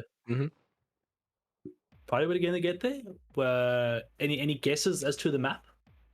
I think we're gonna see a cheeky little bit of Esperanza. Esperanza, that would be quite cool. Yep. Actually, I haven't seen a lot of Esperanza in any kind of format. In my games, for one, not a lot. In Overwatch League, which doesn't really exist yet for the next 2 weeks, but we'll get there. It's fine. Or in scrims. I haven't seen a lot of it. Maybe people not really choosing not to play, considering it's new. They haven't quite got the hang of it, and decide they'd rather practice, maps that they know well, which are really the idea. But either way, Esperanza is a very pretty map. I'm quite a fan. I think Colosseum is still probably the best design map in terms of keeping true to what the probably the actual place looks like. Well, the theme, should I say? But we are actually going to go to New Queen Street. So either of those two. Well, at least we get to see some pretty pink trees. And I know they're kind of red, but in the snow they look pink because of the whole color thing. And it's a whole mess. I like New Queen Street. A lot of people I know don't like New Queen Street. I don't mind. I mean, yeah, I don't hate it at all. I think it's a pretty good map. I just like it. I like the winter aesthetics. I just look at all of that snow. I just, oh man, if only Canada was real. If only Canada was real. Yeah. If only. Not that, yeah. I know some people like this. Like some of them say, like, you know, it's above America, but everyone knows it's just ice up there. Like Yeah. it's like a waste, like deadland, right? It's not, Yeah, there's of nothing up course. there. It would be quite cool. Like I know I do like the fanfic that does come from it. You know, it's stuff like this, and it's really cool that Blizzard it really caters to their fans. In bringing a map like this to life. You know, really making it seem a lot more real than it is. I mean, I think there's some birds in here as well, which obviously we also know not really canon to real life, but Too cold. too cold. Exactly. But yeah, so let's talk about the comps here, Funky. We've got Yes. the Arisa coming through from GDB, perhaps. Looking like they'll probably take it, and it would be a very good matchup into what Budget Spitfire are looking to run at the moment with that Monkey and Genji. We saw Bloodbaden deflecting pretty much every single one of those spears on Circuit Royale. And we'll see Hyper Hydrox once again on the Sombra. If I see a back-capped push robot, that will be the end of me. I don't know why or how that would ever work, but if I do see it, I'd be very happy. I'd be very happy as well. It does look like Yoinkers are going to be sticking with this Soldier Mercy. I like the comp because it makes sense, but it also doesn't make sense, and that's the best kind of team comp. We can see there Zipper has made some poor financial decisions, but they are cracked at Kiriko, so it's kind of worth it, I suppose. But it's Spitfire now rolling out. They're probably looking to take that right side high grounds because it's such an important place on this map. It really is. I said you were saying that it doesn't really make sense. I think the only thing that really doesn't make sense about Yoinker's comp is this Mercy, just because I don't really see what it adds to the comp. And I think either a Brig or a Lucio would just do this. Excuse me, a much better job of holding, well, of defending their honor and or helping their tank move around, getting a bit of sustain. As we'll see, Budget Spitfire coming in super aggressive here onto that Orisa. That's a big anti, and that bubble falls down. Very unfortunate for the side of Budget Spitfire, but it will be Hyper Hydrox taken out first and foremost. They will be getting that first push, but GDB now has so much space that they can just run into now that Kudix has taken down Bloodbaden's Genji, and they're just running forward. They don't even, they give no hex, unfortunately, for the side of Budget Spitfire. Magic being staggered a little bit there as well. The Lucio of Juicebox falling very, very low. Hopefully they will survive this. Unfortunately not. GDB is just cracked at the battle cattle, unfortunately, for Budget Spitfire, and it will be Yoinkers getting the first steps of push on this bot. Yeah, tell you what, I've seen the value of the Mercy now. The Mercy is actually there to pocket GDB, unironically what they were doing, and it just means that GDB can sustain themselves really well, as unlike Vibin, who overextended there very slightly. The anti-cleanse there from thing as Hyper Hydrox gets yet another kill there onto Kutix. Oh, that's a great pick there from Hyper Hydrox. They're really able to push this one forward, and we will see Budget Spitfire going very, very aggressive. They managed to take out Brigitte and King Raptor. Bloodbaden there picking up a lot of kills on that Genji. I think we've seen a skin swap from Bloodbaden. They're rocking that 2018 Pacific All-Stars Genji, modeled around volcanoes, of course. The whole theme for that year was, of course, fire and water. And honestly, not my favorite Genji skin, but you know, it's pretty fire. It's pretty fire. Yeah, I'm blocking you. Joke's on you, I'm not on Twitter. Yoinkers now with several ultimates online, almost 5 now. Brigitte getting hacked out there, but Kudix doesn't care. Kudix goes in with a Nanoblade, manages to take out Zipper and Bloodbaden, forcing Budget Spitfire to run the F away. Kudix only just being taken out there by Magic, who is unfortunately there taken out by Vibin. Very good fight there for Yoinkers, only having to use 2 ultimates. Yeah, and by run the F away, what you mean was run away from the fight, obviously. Yes. I've got you, don't worry. Yes. Yeah, it was a very unfortunate there, as Juicebox was 1% to ult when their teammates died, and it meant that they obviously weren't going to use the ult, as we'll see Magic slept here. And there comes the result. Oh, that's brutal. Brigitte being hacked out of their Valkyrie and being taken out there by Hyper Highjock. Zipper once again proving why that 22-pound skin was entirely worth it for them. Budget Spitfire managed to win this fight without even using a singular ultimate. They've gone very, very deep, trying to chase down Vibin on the soldier, but that guy's just too speedy. The leg's too strong. Legs too strong, indeed. And like you said, there are 5 ults on the side of Budget Spitfire. Only the visor looking from Yoinkers, not even a nano to back it up. So this is really gonna come down to what Budget Spitfire choose to use, and whether they use it proactively is kind of the only measure that's going to determine who comes through this fight. Well, it looks like they are going to be using that EMP first and foremost. Blutbaden going in there, managing to take out that first kill. Manages to take out Vibin as well, who had just used Tactical Visor. Hadn't gotten anything out of it, quite unfortunately for them. Juicebox taking out Brigitte on the Mercy here. It looks like this is going to be a one fight for Team Yoinkers. I mean, Team Budget Spitfire. Why did I say Yoinkers? They only have GBD alive, but GBD it lives for not as long as I would have previously expected from an Orisa. You would be surprised at how long they lived in the backline there.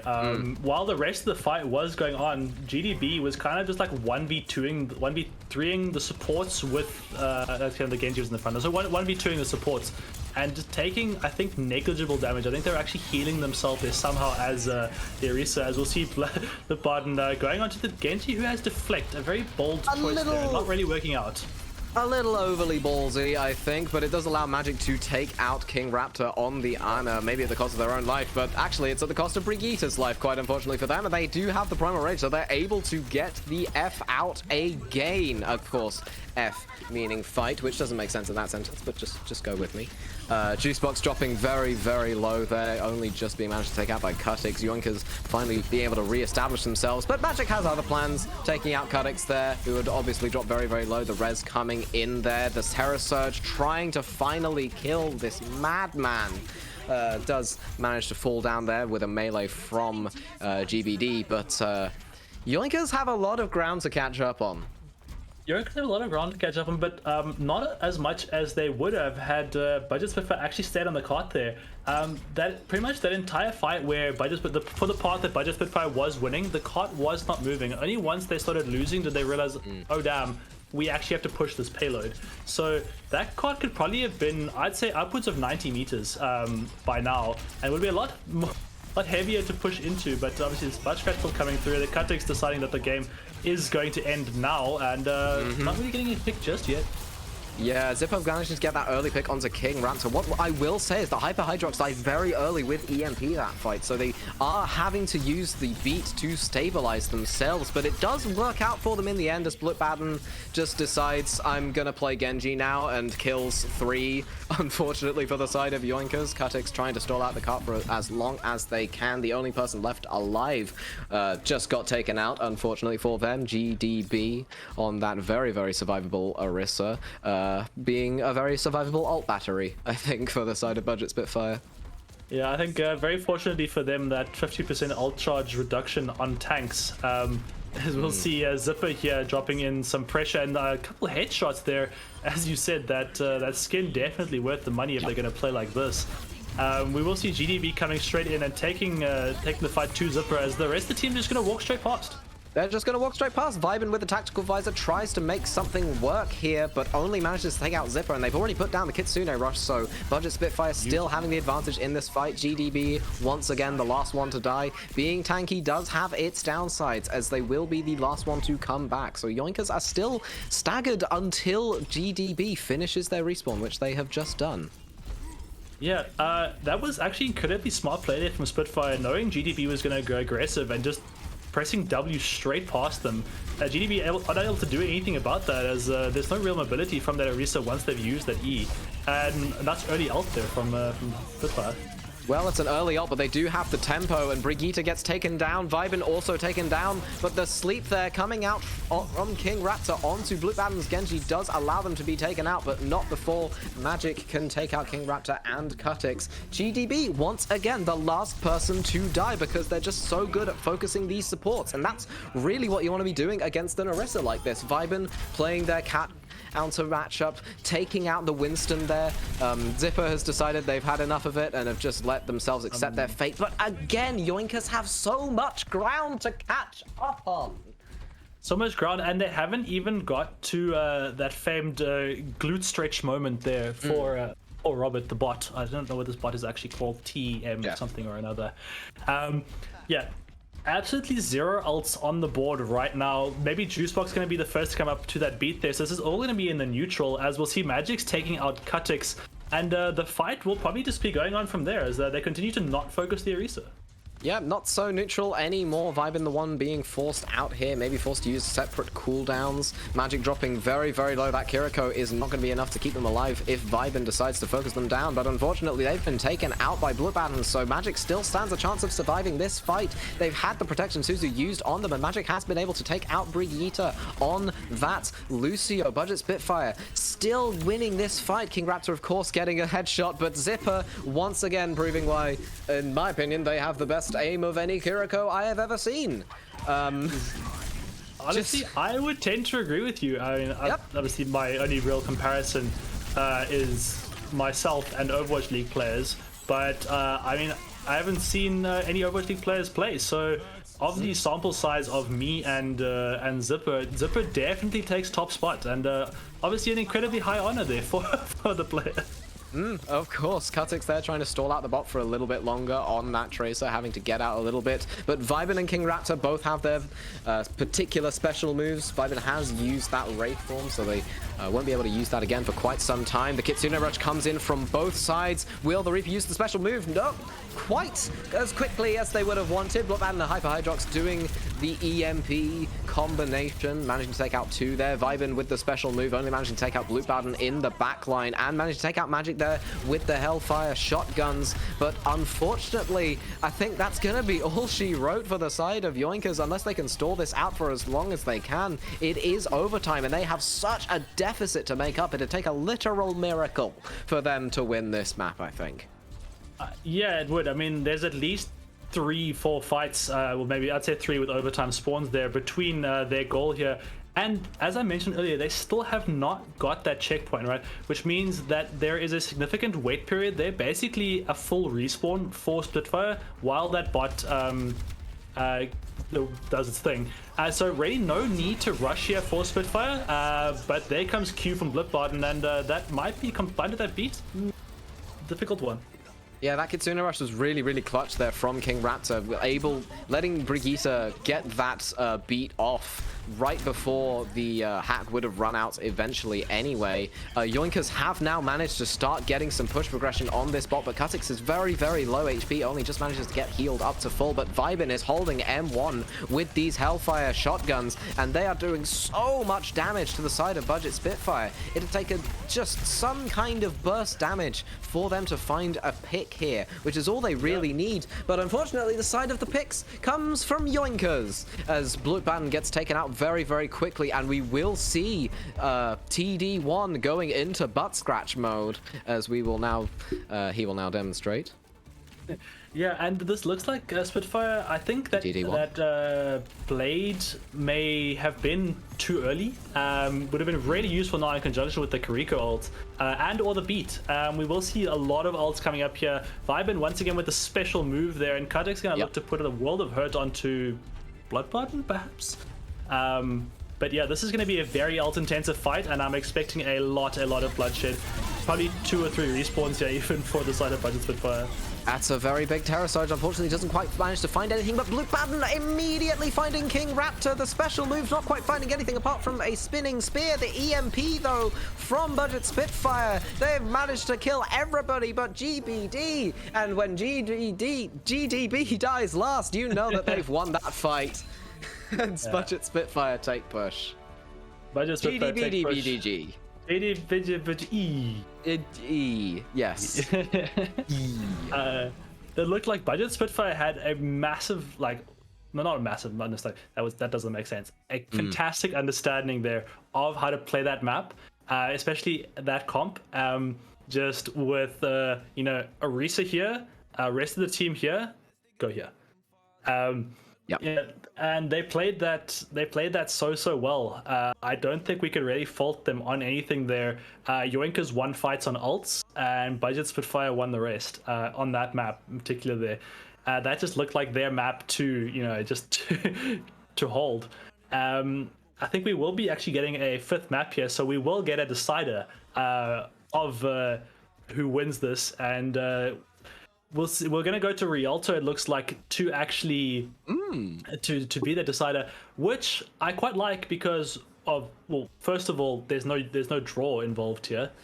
This is one map where there is absolutely 0 chance of a draw, considering there is no time frames where the card like pauses. I mean, it's not 0 per se. There is a chance for a draw if both teams decide, you know what, I'm just gonna stay and spawn today. They could feasibly draw this, but there's no chance. It's a non-zero chance. It's all I'm saying. It's a non-zero chance that they draw. Listen. Yeah, okay. You're not wrong. I still don't like it though. Okay. Yeah, like you're not wrong, but realistically, we're probably not going to see that, right? We're going to see the teams play. There's no reason they would both teams, Arena 51 teams, that they would choose to play a 5th map and then just not play and not play it. Yeah. I just decide this is not what's happening. We have yet to obviously get into the map, but I mean, I don't think the Zarya is going to come through here. I don't know about you. We saw. I don't think Zarya does much on this map actually at all. Like, if you were going to play an off tank here, Sigma or D.Va, I'd say would probably be the 2 best picks that you could go for. But on this map, I still honestly think Monkey might be king, or Wrecking Ball. But I haven't really seen a lot of Wrecking Ball in Overwatch 2. I don't really see that becoming too prevalent until the Chengdu Hunters figure out how to make it work, and then that'll filter down into everyone else once everyone gets into the Chengdu zone, as it were. The Chung zone. Consider the following, however. D.Va. Yes. I feel like I could just put a full stop on that sentence, and there's already one in the word. It'd be a valid argument. Yeah. Yeah. True. There is one there. Yeah. You foiled me again. A second full stop. Right. I had to get you back earlier for that comment about the draw. So I'd say we're even now. We're even. Yeah. So I agree with you actually. I take that back with saying Monkey is king here, because any map you can play Monkey, you can play D.Va as well. It just depends what the team is wanting to play around. Monkey, I would say, especially with how Spitfire have been playing him, probably the stronger dive character for that initial burst. But no, even D.Va's good at that. You foiled me here. I genuinely think D.Va might be a better pick, but they're both gonna play Monkey. So, Vibin once again with that hit scan aim that we've all come to know and love, taking out Blue Battle's Tracer immediately. Surprised they're not going for the Genji. It would definitely be an interesting pick to see on Rialto, but I get why they're not really going for it. But it's Spitfire here with that double flex support, Sombra, Tracer. You love to see that kind of coordinated dives coming through, and we will be seeing that sort of thing from here on in. Kutik's falling very, very low, but they do manage to get healed up right before they die. The Discord Orb now being applied to the Winston. They're having to kite away now, and Juicebox with that headshot will manage to open up the fight for Budget Spitfire. Yeah, Budget Spitfire there, maybe biting off a little bit more than they could chew there. Maybe thinking that they had more space than they did. But with Blipbarden coming back into the fight and going straight onto Vibin in the backline there, not getting the final blow, but I think doing enough annoyance to mean that there was just, not as much damage going into the Spitfire's Winston as the Yoinkers one.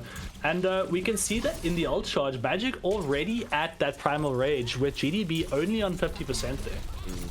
Yeah, that's a lot of cleave damage that you have to be doing there. Brigitte falling very low there. Almost killed there by Hyper Hydrox on the Sombra. They just couldn't quite find that last shot. Speaking of falling very low, Cutix having to dash out there from the Discord and the various electric shocks that he must have been getting at that point. Magic has been slept. They do manage to get out of there, but Cutix gets the element of surprise onto Hyper Hydrox, and that's a fight opener for the side of Yoinkers, nano or not. GDB, oh lord, they coming through that tight corridor. They do have to use that Transcendence, don't take that out of context, to sustain themselves through this fight. Vibin once again getting that one shot onto Blutbaden, and Hyper Hydrox and Magic trying to take this back by taking out both of the supports. Cutix using the Dragon Blade to try and get something done. The point is still being contested by Magic with the Primal Rage, and it will look like Budget Spitfire will manage to claw this one back. I think that Nano might not have been needed there. Perhaps Zipper thinking that there was more danger than there was with the GDB on about 2 HP there. But we got to hear a cool Tracer voice line, so we're happy. This double DPS ults on Budget Spitfire, I can't imagine they'll be used together, or maybe they will. I don't know. But yeah, Vibin coming up to that Bob means that there will be a 6th player on the field. Unfortunately. Okay, no one still got the point. Vibin walked back onto that, but we'll ignore that for now. Well, yeah, we'll ignore it. They you know, it's a tactical reset. They're trying to get ults out, and they've done exactly that. They've used the Pulse Bomb there. The Discord Orb now being applied onto Cutix's Hanzo. They have swapped over from the Genji. Maybe they're trying to get a little bit of range there. Maybe trying to take out Juicebox. Maybe starting to scout out Hyper Hydrox. Who knows precisely? Nobody but the 5 players in the Budget Spitfire Discord voice chat currently. Yeah, I think it just seems like the coordination between Bloodbath and Hyper Hydrox is actually just way too strong for Cutix. I mean that as soon as he's hacked, or the Genji is hacked, the Tracer and the Sombra are on them so quickly, and there's just zero chance to react really. We'll come back now to a brilliant ult, and I don't even think they're going to be able to touch the cart here at this point. Nope, doesn't look like it. They've managed to take out enough people and hold enough space so that Yoinkers don't manage to get that contest onto the point. This will be, I think, you know, relatively easy for Budget Spitfire to win now. You know, now that they've held so well, they don't have much to do in terms of pushing cart, and they can afford to just build up ults. They can afford to ult dump, frankly, as long as they hold far enough into spawn that they can stop any potential contests from Yoinkers. We will see Budget Spitfire going for a little bit of Echo Sombra, which I haven't seen yet, and I'm very excited to. Yeah, I obviously, as always, take the attacker's spawn with, you know, a pinch of salt before the gates open. But I mean, I don't see this as a bad comp. And actually, I did just think of one reason why Winston is or can be superior to Diva, and that is the bubble, meaning that he can put it down to block a sightline and then do something else. Whereas Diva, if she wants to block up a sightline, does need to use the defense matrix and not be doing much else. So there's my 1 point. I still think you're right, but I just wanted to throw that out there. Yeah. Unfortunately, that Echo hasn't stayed yet. Will we be seeing this Cutix Torbjorn? I back this. I 100% back this. Yep. In this state, I don't really back the turret placement, but like that's not that important, and that'll do really good for if they're expecting that double flanker. I think that's probably what it's for. Yeah, I mean, hacking in line of sight of a turret is just, you're gonna get interrupted by it, and that's just what's gonna happen. The early anti there onto Juicebox, they don't have it for the dive, but it's gonna take a while for them to set that up.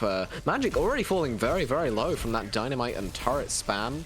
Cutix on the top now, trying to get as much spam damage as they can in. The turret now taken out on the side of Budget Spitfire. They've done that. They've managed to clear a bit of high ground as well for Magic to play around. They've dropped around the side. They've come in from the side. The Mercy's 1 HP. They get taken out. Cutix on the sidelines managed to take out Hyper Hydrox there, but it will be GDB opening up this fight for the side of Yoinkers, managing to railgun headshot, unfortunately.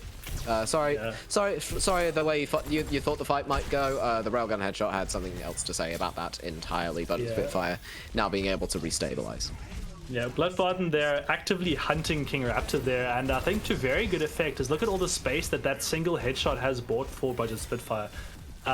We will see here still no real odds online, only King Raptor going to be coming up to, both Anna, should I say, coming up to that nano boost. And it's going to be just this turret on the sideline here putting in some damage. There's Juicebox taking a very aggressive position in the front line here.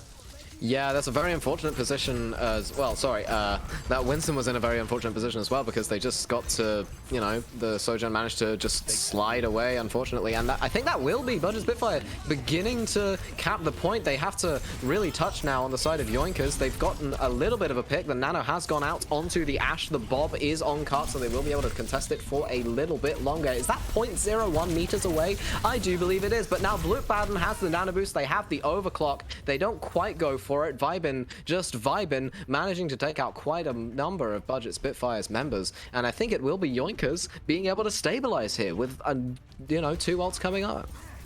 Yeah, Yoinkers have unfortunately already lost this map technically. Like, if it were competition rules, that would have been completion. If you can look there, there's a slight difference between the distances. But obviously this is a scrim, we continue. And I think Zipper might have overinvested with that nano boost, but we will see Bloodbaden coming in here with a Sojourn ult. Nothing just yet, and nothing is going to happen because then GDB is going to put them in a corner and beat them up. Yep, GDB managing to take out Bloodbaden there, gets slept, gets discorded. Both supports now trying to focus them down. Cutix with the Molten Core, putting some pressure on Magic as they dive in, but they do manage to take out King Raptor in the process. The res coming through, though, makes that pick entirely redundant. Brigitte getting that one off there. Bloodbaden with the Railgun, managing to take out GDB, sorry, I keep messing this up. Vibin with the Dynamite, managed to take out 2 there, one with a headshot, one with the Dynamite. Hyper Hydrox just sort of sitting in the backline there, waiting for the time to EMP. Yeah, and it looks like a very strong hold in this last point here. Really great positioning on all different angles there, especially this turret kind of where it is there from Cutix. So annoying, and they just don't seem to be able to spare the resources to destroy that turret, which means that it just sits in the background there for free. And that's an unfortunate miss on the Dynamite there from Vibin, but a sleep should mean the end of them. Yep, the sleep means the end of him. Juicebox managed to take out that kill. Cutix with the shotgun, though, or maybe a regular left click, managed to take out Bloodbaden there. It looks like Budget Spitfire will be able to push this a little bit further, hopefully, for their side. The hack now coming out onto King Raptor. Sombra is not at all busted currently. Managing to take that out there. Managing to get that kill. Vibin using the Bob there, I think. They're just kind of sleeping on point. Just really sleeping on the job. Yoinkers somehow managing to restabilize there. I'm not sure I quite caught how they did that. Hyper Hydrox, though, with that kill. They have the, yeah, I was gonna say, I don't think they actually procced the overtime there. And Yoinkers did not win that. A C9, okay, C9 from the one team, a forced C9 from the other. So we'll give it to the team that had the C9 because shame we feel bad. Yeah. You know, we value the organizations such as Cloud9, all that they do for the gaming world. So you know, we'd like to give them some credit where credit is due.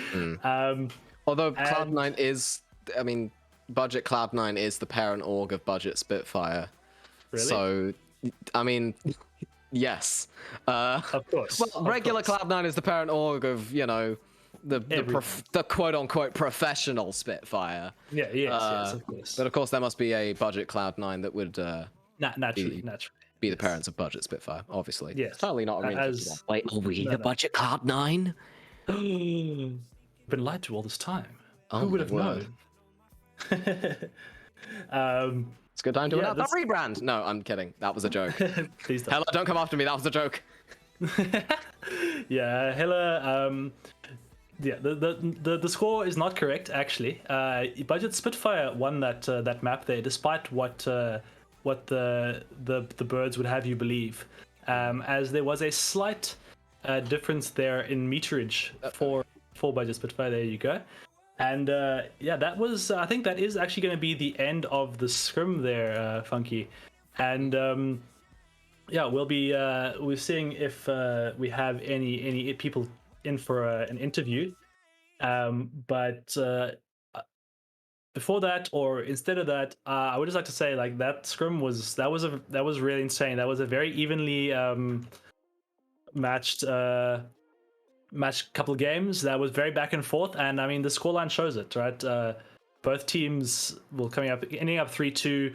Um, the first map being very much one way or the other, and the rest of the maps I would argue pretty much on par with, like, this one had a little bit of a little hiss out than this one, and it was just a game of inches the entire time. So Yeah, it was very, very, very close series, I think, throughout that whole thing. Of course, Budget Spitfire seems like around with that C9. I'm still replaying it in my head. That was just fantastic. It was fantastic. I think it was good. Taking advantage of Yoinkers' unearned aggression, perhaps, with the invisibility that Sombra affords. I just enjoyed myself there. That was a very, very evenly matched scrim, and I think we do have Zipper, the flex support for the Budget Spitfire, in the waiting room currently. let's Can I bring them in here for the thing. And yeah, Zipper, how's it going? I'm doing very well. What about you? Also doing really well there. Thank you. So that's where Funky and I were. Let's get the primary thing there. Funky and I were very interested in your Kariko plays there. So tell us, does this new Kariko witch skin, does it give you increased aim? Is this a pay to win skin? I'm fully convinced that if you spend the 26 euros, that you indeed do get aimbot. That I would respect that. That makes sense. I mean, it showed up on screen. We are gonna unfortunately have to contact the Blizzard police, but it's okay. Yeah. Like, well, I'm sure they'll forgive you. You bought the skin. It's part of the package. I joke, but yeah. How would you say that scrim went from your perspective? It went okay, I guess. We kind of dropped our spaghetti at the end there. Happens. But and at the start as well.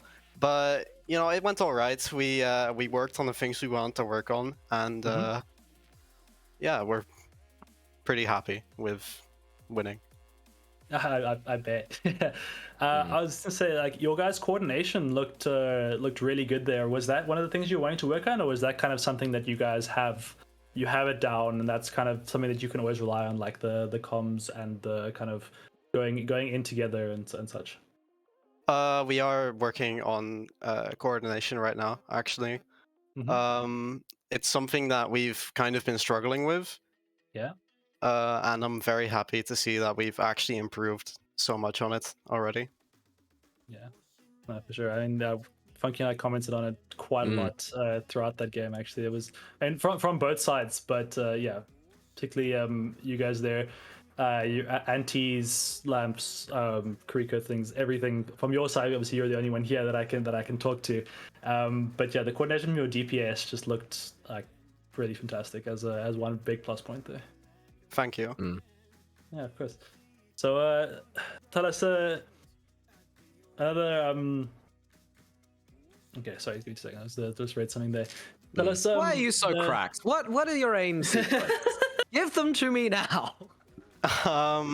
Well, it's a lot of practice and putting in a lot of time. Whoa. I mean, I can't say it any other way. I actually just spend a lot of time practicing my aim, especially on Kiriko. Yeah. It shows. Yeah. So, it very much shows. Yeah, what I was gonna say is the Orisa seemed to be a bit of an issue for you guys, kind of until I'd say maybe 2 minutes into, maybe not even, yeah, let's say 2 minutes into New Queen Street, where you guys kind of just decided she doesn't exist. Was this the call, or did GDB just make that easy for you by pressing W? I think it was kind of a bit of both, because I do remember our main support, Juicebox, calling to just ignore the Orisa a lot and to kill her last, because she won't die if her whole team is alive. Yeah, true. So yeah, that monkey kind of monkey into Orisa seems to be quite a bit of a back and forth kind of relationship there. So Obviously, you guys coming up on top there, and yeah, looking really good. Is there any real any shout outs? Actually, yeah, before we do that, you can choose your team, enemy team. Actually, how about we do both? So if you had to pick, let's say, an MVP for this match, on your team, and then separately from the enemy's team, who do you think you'd give it to? That's a good question, actually. I think everyone on my team played really well, but in my opinion, I really think that Hyper played really well, and he set us up with the Sombra a lot, and he's just really good. Sure. Fair enough. And for the enemy, who would you say the MVP or most annoying? You know, you can say that, or you can keep it to yourself. One of the two. You can just say a name. Well, the most annoying person was definitely their Genji. I'm not too sure who it was, but the Genji on the enemy team, he was really annoying to us. He was just constantly diving us, and he played really well. Yeah, fair enough. So maybe MVP should always just go to the most annoying player. I mean, that seems to be how it works, right? Yeah, I agree. Hey, awesome. Fellas, are there any shout outs you want to give? I don't know, to friends, family, teammates, whatever. Literally, you can shout let us if you want to. Well, my mom's watching, so hi, mom. Hi, Zipper's mom. Hi, Zipper's mother. Awesome, and so yeah, any closing remarks? Otherwise, are you happy to send it back to us? Well, I think that's about it. To be honest, I don't think there's much more to be said. Awesome. Thank you so much for joining us. Really appreciate it. Yeah, thank you. Yeah. Cheers. And yeah, as you possibly saw on the stream now, there is the prize giveaway for the 900 Overwatch League tokens that were the prize being available based on donations for the farewell Overwatch 1 tournament that Arena 51 hosted just a while ago. First of all, a massive shout out to everyone that did donate and watched and played and casted. The across the board, organized, big one. Across the board, just a massive thank you to everyone. And it was a fantastic turnout. Funky, you were possibly a little bit more involved on both sides of the thing there. So anything you want to say there? I mean, all I'm saying is that teams named after vegetables tend to do well in the Plat division. That's what I heard. Yeah. Unfortunately, vegetables unfortunately beating out microwavable snacks. Yes. But healthy diet, Def. So if we can, shall we bring up the wheel of fortune, misfortune, for that 900 points? I'll give away 900 owl tokens giveaway that I can speak, and we can see who wins. Here we go. Maybe pause chat. There you go. It is between us, and we will see a couple names there. Both of us actually on here, so you're on there twice. Yes. Why are you there twice? I think there are a lot of people on there twice. One of them being Creed, who is our winner of the 900 Overwatch League points giveaway. Congratulations to Creed. I'd almost called him Queen. My apologies, Creed. But congratulations and commiserations to all of those who were not able to win that. You and I included. Unfortunately. But congratulations, Creed, on your free virtual currency that you can spend however you like. Or donate to any players in desperate need of OWL tokens. Doubtful. But worth a shot. Congratulations to Creed. Obviously a big personality and member of the Arena 51 community, both in scrims, in casts, in the community, all over. A very deserved winner, I will say. Yes, unfortunately, General Huber, Creed did steal your points, but it is what it is. I think that'll be a wrap for us. Okay, do you wanna head us out here? Sure. I hope you all have a lovely evening. Stay hydrated and make sure to get plenty of moonlight. Take a walk out in you know, if you have a garden, maybe look out of there. Just take in the moonlight. It's nice, you know. It's underrated. And I hope you all have a lovely sleep. And I'll see you all next time we broadcast. Bye-bye. I made every song in my discography. Yeah, that's every cent, every dollar. I ain't trying to listen to a broke scholar. Make a move to make the money taller. To the shit topping on the Eiffel Tower. Labels calling, I won't wear their collar. With my own drive, I can take it farther. Do it myself, don't fucking bother. Been self-made now, shout out to my father. We on the top and we ain't gonna fall. This an obsession, a habit you call. We hitting automatic, never stall. Only got one tactic, do it all. I'm from the bottom, I hate what I saw. I couldn't walk, so I learned how to crawl. They wanna talk when you're back to the wall. So I say fuck 'em, I ain't moving small, bitch.